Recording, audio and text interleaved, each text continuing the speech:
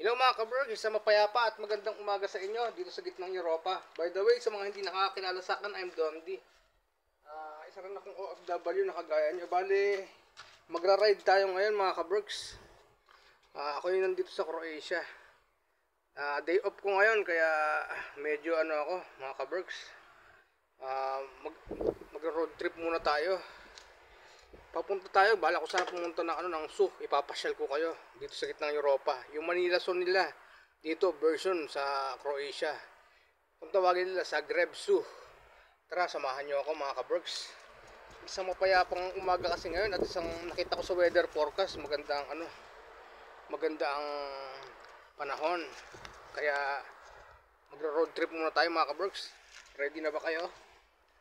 Tara. Pero ingat-ingat lang dahil medyo mapag ang panahon ngayon, medyo malamig na. Op. Dali mga kabrogs.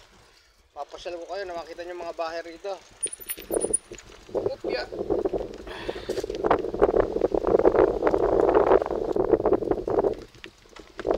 Ito ang trip ko mga kabrogs pagka pre-day ko. Kahit nung bata pa ako, hanggang teenager to. Bikers lang ako. Mahilig lang ako mag-trip. Maggala-gala. Ngayon nakabili ako ng Shimano na bike. Yung 7-speed siya. Disc brake. Sa halagang €70. Bali 85 kasama yung mga accessories at dinagdagan ko pa. Bali naka 100 din ako euro. Pero mura na kung tutusin. Dahil mountain bike siya. Malapit na nga pala mga kabrogs. Winter, kaya ayan kung mapapansin nyo. Yung mga maisan na yun, yung mga maisan medyo dedo na yung mga dahon. Na kasi autumn na. Na ngayon, unang araw ng Oktubre 2025. Alas 12 na rito pero malamig pa rin. Parang umaga pa. Alas 12 na siya. Pasyalan natin kung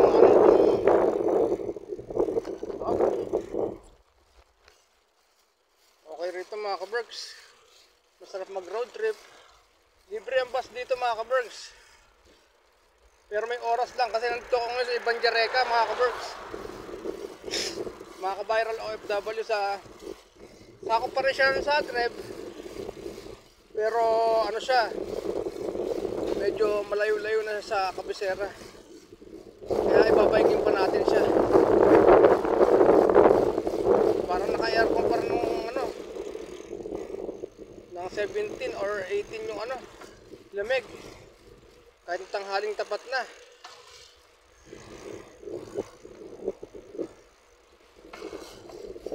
Saan mag-bike? Ganito. Lalo na pag medyo matulan medyo sikat ng araw mga kabrogs.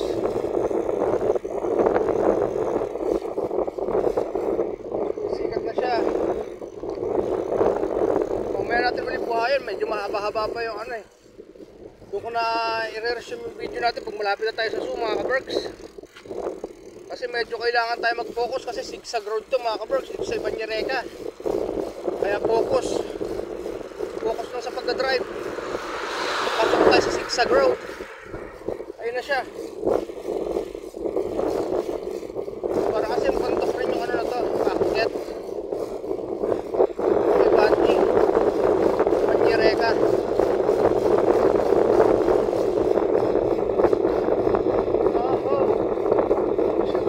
Coming to town.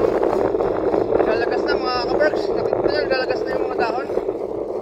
Malapit na ang autumn. Mabagsak na yun. Focus muna tayo mga kabrogs. Mamaya tayo pag malapit na sa Zoo. Resume natin ang video. Mga pala mga kabrogs, aakyat tayo rito. Papakita ko sa inyo yung cementerio. Pakita ko sa inyo yung simbahan nila. Parang sarap na ang tawag nila. Nakakabulol. Pagkakita mo yan sa burol na yan, nandiyan na yung cemetery nila. Iyan natin, coverage natin mga kabergs. Super dahil. Ito yung simbahan nila Kapilya.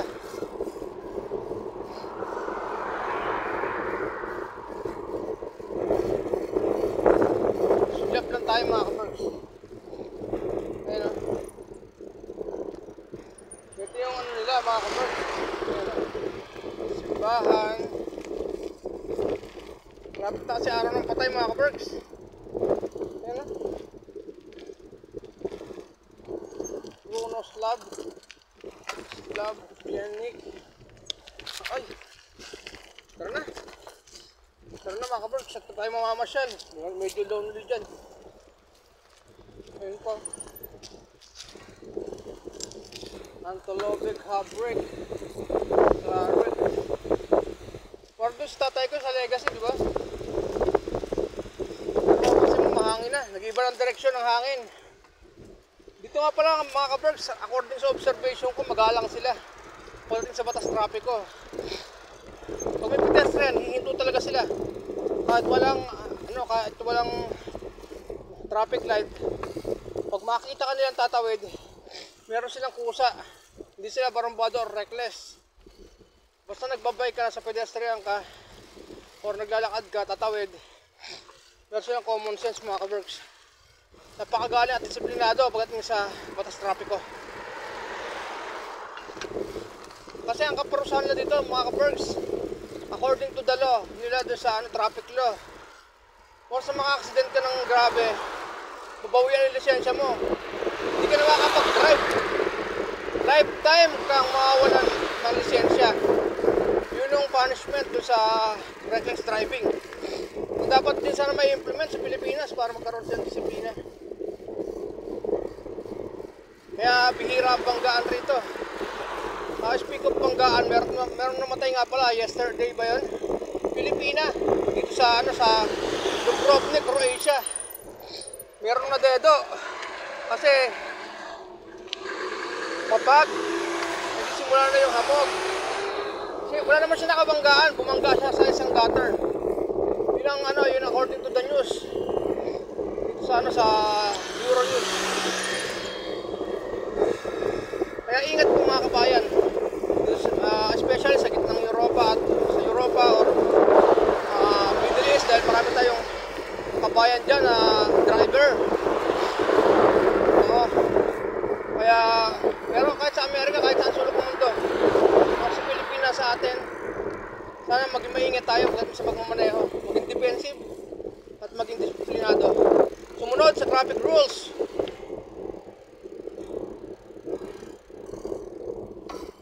Isa pa sa mga observation ko mga kabergs, pagdating dito sa mga expressway, wala siyang bayad mga kabergs.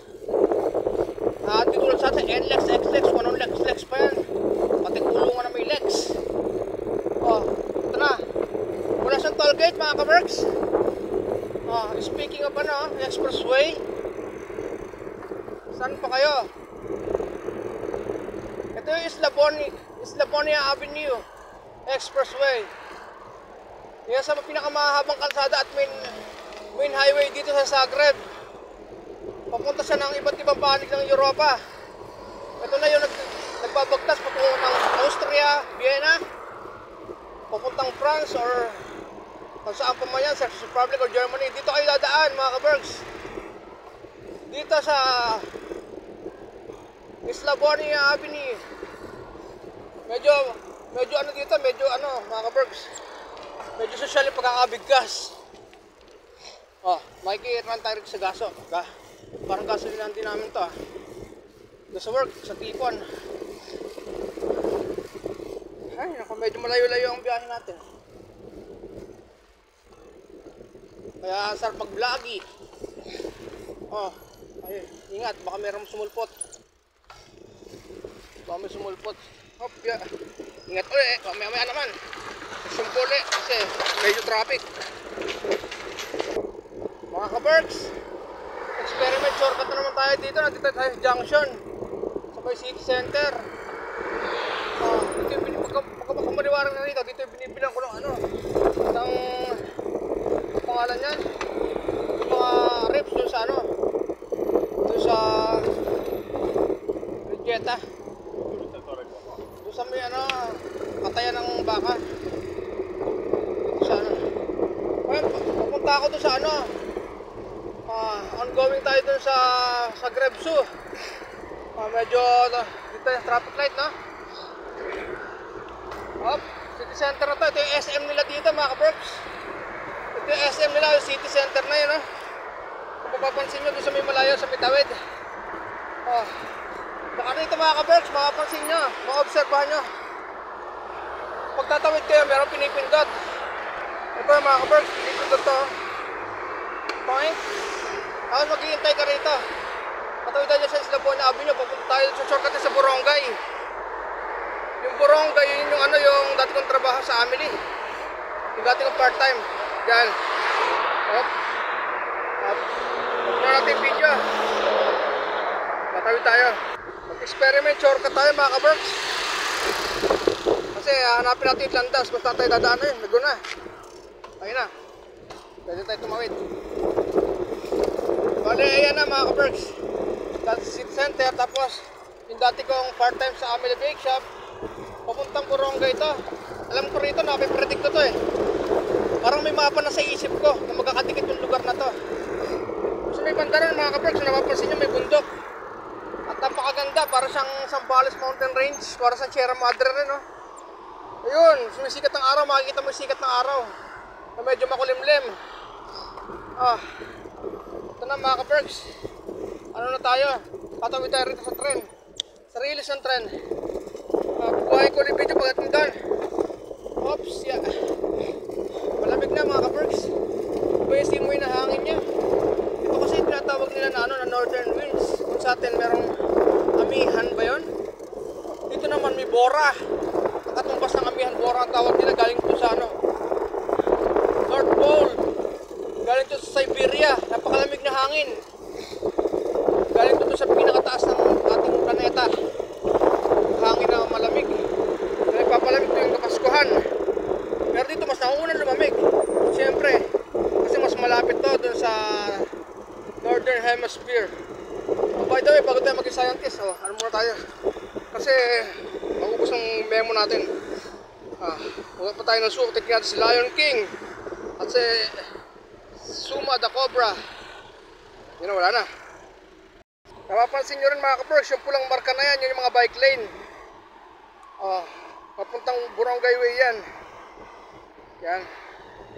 Kaya dito, doon ka sa may bike lane, wala kang aksidente. Tama ang prediction ko, mga ka-Berks, Borongay tsaka Tranba. Dito tayo left turn. Papunta na yan doon sa ano, sa Ledo, pagawaan ng ice cream, tapos pagawaan ng tinapay sa Amelie Bake Shop. So tara, sabay na tayo doon sa may bikers. Freewheeling tayo, mga ka-Berks. Pababa tayo. Ang sarap ng feeling nito, mga ka-Berks. Hindi na tayo pedals.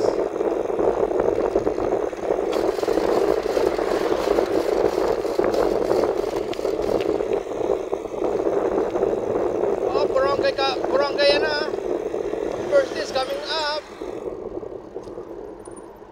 At dito, saan ba tayo? Mga pine trees na naman. Konting trivia, auto na talaga, mga ka-Berks. Gagalaglag na yung mga dahon. Konting trivia, mga ka-Berks, mga ka-viral FW. Sa mga hindi nakakaalam, ang dating airport dito, dito, Borongay. Kaya tinawag itong lugar na ito, Borongay Aerodrome. Kasi yung dati, ngayon, ang ginagamit na airport, yung Franco Tuchman. Ngayon ginagamit na airport yun, pero ngayon dati dito sa Zagreb, sa sentro ng Zagreb. And after 15 kilometers ng biking natin, dito na tayo sa forest. Yung pinagmamalaki nila na ano, Park Maximir, yung Parloneta nila, mga ka-Berks. Matunghayan nyo, ito siya, puro kakagubatan. Nasa likod tayo yun. Mapapansin nyo, maraming laglag na dahon, mga ka-Berks. Dahil October na. 2 linggo na lang, autumn na talaga. Malamig na. Ito siya mga ka-Berks. Ito yung dating airport nila. Nakita ko lang yan ha, sa ating yung Google University. Ayan. Ayun yung aming trabaho mga ka-Berks. Ayun yung Amelie mga ka-Berks. Mapapansin nyo?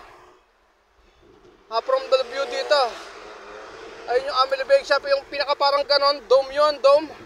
Doon nilalagay yung mga aeroplano. Yun yung bahay aeroplano dati. Tapos sa likod doon, yun na yung tren. Yung Park Maximir. Yung luneta nila. Mga ka-Berks yan o. Ayun yung Amelie Bake Shop. Yung aming trabaho dati. Na aming dati ko pinagpa-part-time na ako magpupuk sa akin nung wala akong trabaho. Na almost all winter ng 2024. Salamat Amelie, courtesy of Ma'am Damira. And Dragana, kumusta na po mga pa-shoutout ko sa inyo. Mag 20 minutes video tayo dito kasi mahaba na yung video. Pupuk muna uli. Ngayon, hindi na po nga pala ginagamit to. Ngayon, itong airport na to, ngayon Conchar na siya. Yung gumagawa ng mga tren, gumagawa lahat ng electrical at electronic supply ng mga Croatian. Ilan tinatangkilik nila rito. Doon sa pukanan ng Maximir, sa bubuksan ko yung video, resume tayo. Para makita natin ang zoo. Konti na lang, mga 5 kilometers ahead dito. Straight ahead. Hindi nga pala, speaking of electrical supply and mechanical, hindi tumatangkilik ng ibang for trivia lang hindi tumatangkilik ng ibang company o ibang mga produkto ang pang electrical at maganda sa government nila, mga public transport. Sila lang gumagawa ng kanilang mga tren, mga trams. Bale, yan ang Croatia. Tinatangkilik nila yung yung kanilang brand. Para hindi sila para hindi mag-open yung kanilang ekonomiya. Hindi tulad natin. Mga Pilipin, tangkalikin na natin ang sariling ating bigas. Huwag ng NPA, huwag ng NFA, yung sariling atin. Promise? Mga ka-Berks, ito na yung park na binagbibidyohan ko dati Kung nasa Amelie ako, mga ka-Berks. Pagpapasok ko ng Amelie sa ito. Dumaan din ako rito after the long time. Tara na. Dito tayo sa Maximir sa zoo. Dito nga pala siya shortcut ako mga ka-Berks. Buti naalala ko. Ito talagang buti na nakaalala. Ito nga pala yung shortcut ko. Ang labas nito doon na sa may tren mga ka-Berks. Sa station ng tren. Grabe. Buti na lang magaling ang memory natin sa mga tandaan ng mga station. Mga road maps in the brain. Dahil lang. Malawak. Ang sarap ng pahinga sa lilim na to. Ang sarap matulog. Nakakalala akong antok pag ganitong napakulimlim, malamig. Daming tulugan. Ayan yung bullet train mga ka-Berks. Nabutan natin yung biyahe pang alas 12. Yun nga. Biyahe Dugo-Selo yan mga ka-Berks. Ibig sabihin malapit na tayo dito. Malapit na tayo dun. Ayan, Petrokov na. Malapit na tayo sa luneta nila, Park Maximir. Tatabi tayo sa tunnel mga ka-Berks. Tatabi tayo sa tunnel. Park Maximir na. Malapit na konting tiis lang mga ka-Berks. Yan sakay ng bullet train na yun. Nakita nyo. Makakabis na yung 6 gear natin Bali 7 gear kasi ito mga ka-Berks. 6 gear kumakabiyos na. Kailangan natin bumaba. Putang ina mo. Dito na pala tayo sa sa stadium dito sa Barangay mga ka-Berks. Almost malapit tayo. Mapapansin nyo yung mga building dito. Ayun. Hindi masyadong malaki. Hindi tulad dun sa kumbaga di ba skyscraper? Bihira dito sa Zagreb ang skyscraper. Tulad sa pinagtatrabaho natin sa Kingdom Tower na 100 floor. Yun ang observation ko rito sa lugar na to. Kunti lang mga high-end building na sa mga establishment dito. Tulad sa Dubai, ang lalaki ng mga building, pero sa Europe almost hindi ganoon kalaki. Ito yung stadium na historical sa kanila mga ka-Berks. Konting trivia tayo mga ka-Berks. Dito nagsimula parang people power nila. Nag-alsa sila rito, naglabanan sila. Dito sa football field. search nyo sa Google University and sa YouTube University natin. Itong Zagreb. Dito sila naglaban-laban, nag-riot. Dito nagsimula yung digmaan at humiwalay sila sa Yugoslavia. Na itinayo ni ang pangalan ng pinaka-leader nila. Si Boss Tito. Si Tito. Yung kanilang parang naging kaibigan ni Hitler at ni Stalin. Parang hindi sila masakap ng World War II. Ito na. Ayun yung mataas sa building nila rito, parang condo. Ito na yung parang nila dito, Memorial Stadium. Nasa likod na tayo parang luneta nila mga ka-Berks. Ayan pansinin nyo. Diyan sila nag-riot. Kaya gustong-gusto nila kasi napakahilig ng mga Croatia sa football. Talaga sila sa pinakamagaling na football player na mga world class sa buong mundo. Alam niyo naman mga ka-Berks, bukod sa sa kila Messi, doon sa Brazil or kung saan man sa ang mga naglalaban diyan, mga galing sa football. Di tulad ng mga ng mga Philippines, hindi mahilig masyado. Yung mga natin, Ascals natin, parang nabaklas na. Puro basketball na lang. Kaya ako, chess and martial arts. Hindi na tayo magbubukas ulit mga ka-Berks. Marami na tayo matutunan sa ating mga trivia. Marami kayong matutunan sa mga kwento. Pero search nyo na rin kung totoo. Dito na tayo sa pinakalikod ng luneta nila mga ka-Berks. Yung Park Maximir. Ito na yun. Wala nga lang siyang dagat, yung observation ko. Kaya sa luneta, tapos pinagpara lang kay ating Gat Jose Rizal. Merong doon. Dagat sa likod. Bagong bayan, doon siya bukas ng buhay. Ito naman, marami na nagbukas ng buhay dito sa football nila. Mapan sila para sa kanilang freedom. Wala yung Yugoslavia nakahati sa dating United sila, parang Amerika parang Russia pero nagpaklas-baklas sila. Umalis sila sa Belgrade. Doon sa pinakadating na beser nila yung Serbia. Pero ngayon tapos kasama nila yung boss niya. Yung Macedon, ay hindi pa rin nakasama yung Macedon. Basta lahat ng mga Balkan countries, mga ka-Berks. Ano ba yung kasakot nila? Slovenia, Isbaron, Slovenia, mga buko sa Yugoslavia. Yung drawing dito ng mural painting na parang nakakatakot yung mga mukha nila. Papakita ko sa inyo bago tayo pumasok ng kung saan. May ulit. Ang landmark nila rito mga ka-Berks. Ayan parang siga-siga nila, Dinamo yung pinaka nila, leader nila. Tingnan nyo ito mga ka-Berks. Ito yung parang knights nila. Ayun si hari nila yan. Si Trumpovs Björn, yung hari ng Croatia. Mga Slavs. Yung nung unang panahon. Hanapin nyo lang sa Google University kung sino si pinakaunang hari ng Croatia at ng mga Slavs. Siya na yun. Yung parang knights na yun. Ito yung kumakamot na dragon. Ay, dragon. Ano pala, kumakamot na pangalan yan? Leon. Ayan na. Pupunta tayo doon sa taong hubo at sa mural painting. Mga ka-Berks, ito yung sinasabi ko sa inyo, parang sa UP. Pag pumunta kayo dito sa crossing, ito yung crossing ng ng parang luneta nila, yung Park Maximir. Yung kanilang national park. Ayun, parang kinulayan pa yung ratbo nito Parang binaboy pa, mahilig ka sila. Ang observation ko pa rito, mahilig sila sa vandalism. Mga gangster. Ayan, hindi ko alam kung sino yan. Bakit ang liit ng toto. Parang chupot-pat.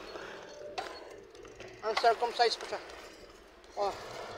Malapit tayo doon sa ating destination. Doon tayo sa main tram park. Ito na yung Park Maximir na tram station. Ako, medyo na naman pedal. Ayun mga ka-Berks, dito siya sabi ko sa yung mural painting. Talagang mahilig sila rito sa vandalism. Kung mapapansin nyo, minamanifest nila yung ialaman ng puso nila dito sa mga pader nila. Hindi lang puro mga gangster dahil nila Yan nila pinapahayag kung ano yung nararamdaman nila. Akala ko puro mga tribes dito, mga ano. Doon niya kumusta. Ayan na. Ang dami nila mga vandalism. Ito mga ka-Berks, pinapahayag nila yung mga ano nila rito. Ang dami nila. Dito sa ating pansinin nyo, mga ano nila. Pansinin nyo mga pader nila, mga ano, pinusulatan nila parang abandonado na tong mall na to eh. Diba kung ano to, mamaya i-research natin kung bakit may parang abandonadong mall dito sa harap ng Park Maximer. Panooron lang yata nila to ng ano, ng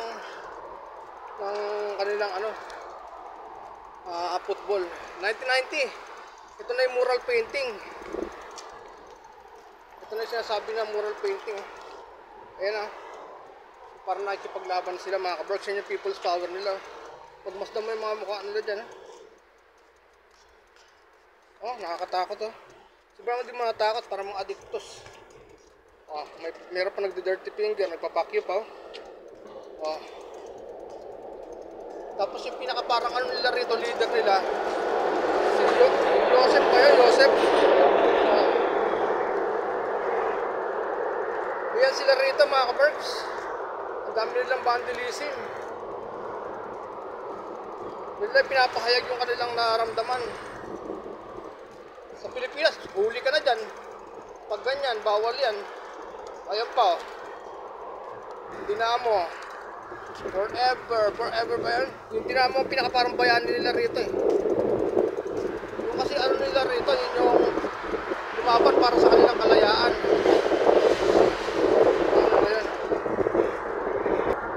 Ito na yung pinakaparang nag-alsa sa lugar nila, yung pinakaparang leader. Alam ko na, dedo to eh. Dinamo Sabetinia Yedan Nas Sodnas. Ayan, Joseph Kuse, 1952 2013. Baka namatay din sa katandaan to si Joseph na to.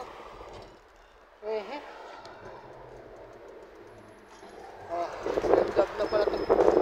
Lapit na tayo doon sa kabing tawid na yon. Nandun na yung pupuntahan natin, destination natin. After long 20 kilometers, parating natin ang lake. Lake ba yan? Puso. Yung manibel natin parang ano medyo gumagalaw Mapapansin nyo mga ka-Berks, maraming uwak dito. Ayan yun yung parang ano dito, pinaka parang maya nila rito mga ka-Berks. Ayun kasi yung mga uwak, di ba? Yan yung parang kasing brain structure ng tao. Kumbaga, hanapin yan sa Google University. Isang beses sila mag-asawa, tsaka meron silang sariling lingwahe. At meron silang technique sa pagkain. Yung IQ nila, yung sa baso, pag hindi puno, nilalagyan nila ng bato para mapuno. Tapos binabasag nila yung mga walnuts, pinapasagasaan nila sa tren, sa mga contacts, para mabasag, bumibigpit at kakainin nila. After long trip journey mga ka-Berks, ito na yung sa Zagreb Zoo mga ka-Berks. After 20 kilometers long ride, road trip, nakarating na tayo. Magbabayad tayo dito. Ibang video naman to mga ka-Berks. Sa mga sumuporta sa atin, bali sa ating alas 9 pala siya nagbubukas mga ka-Berks. Tapos parang 5 euros yung ano niya, 5 euros yung kanyang bayad. Nagbubukas siya sa alas 8 hanggang alas 9, alas 9 hanggang alas 5, alas 9 hanggang alas 6. Nako. Sa mga sumusuporta sa natin, sa ating channel, maraming salamat po. Sa mga hindi nakakilala sa akin, I'm Dondi Max. Isa akong OFW na katulad nyo. Ang gusto ko lang may pasyal kayo. Ang vlog ko ay para sa ano, sa educational or sa mga travel, pagkain o sa pagmulot ng mata para sa gobyerno or tumulong sa ating mga kababayang mahihirap. At the same time, ito na. Ito na pala yung mga ano nila rito, pictures nila rito sa parang Manila Zoo nila.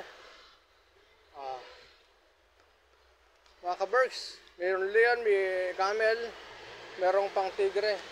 Separate vlog ang gagawin ko rito mga ka-Berks.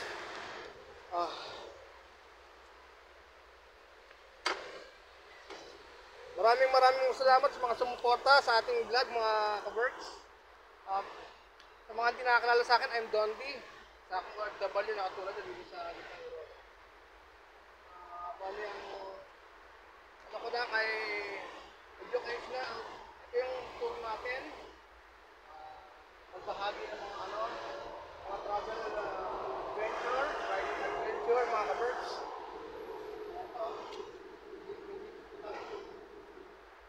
At saka yung ano natin, ang team ng ating channel ay makatulong sa ating mga OFW, especially sa mga kadama, mga na-apping OFW.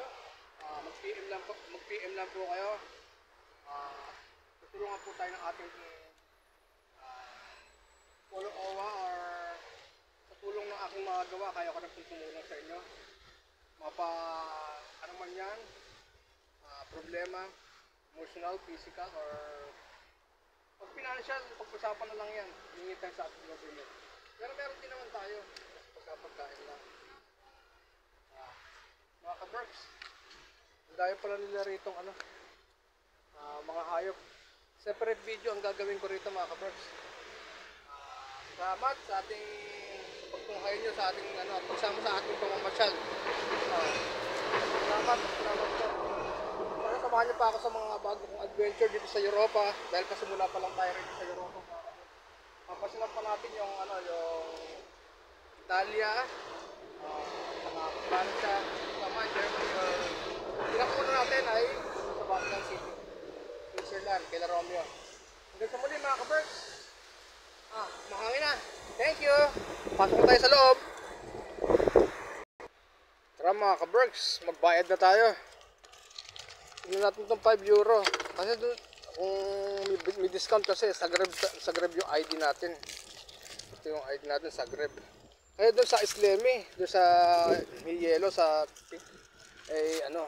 ay may discount pag sa Grab yung address. Tignan natin kung magkano mga ka-Berks. €7. For adult ay €7. Pag children, €5. €3 pagka 2 years old, €3. €5 pagka Monday. €2 per. Diba Dan? Yes, I need ticket. I will buy.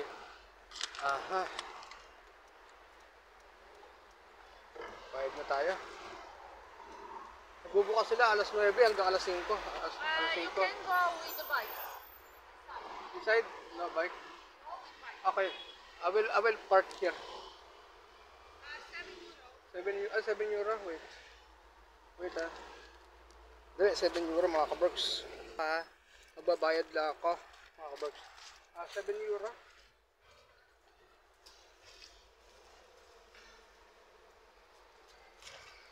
Can I go outside and then back again? No? One time only. Okay. Balabam. Okay. May ticket na tayo mga ka-Berks. May ticket na tayo. Nakabili na tayo, €7. Iiwan lang daw natin yung bike natin dito mga ka-Berks. Salamat sa mga nanood mga ka-Berks ng ating vlog na medyo mahaba. Sana may napulot kayong aral sa ating pamamasyal dito sa Park Maximir at may separate vlog tayo rito para sa ating pagpunta dito sa loob at tumingin ng mga hayop. Hanggang sa muli mga ka-Berks, ang inyong brother Dondi. Sana huwag kayo magsasawa, suportahan ng ating viral video of OFW Diaries. Maraming salamat Subaybayan nyo ang ating vlog dyan sa loob ng zoo. Thank you.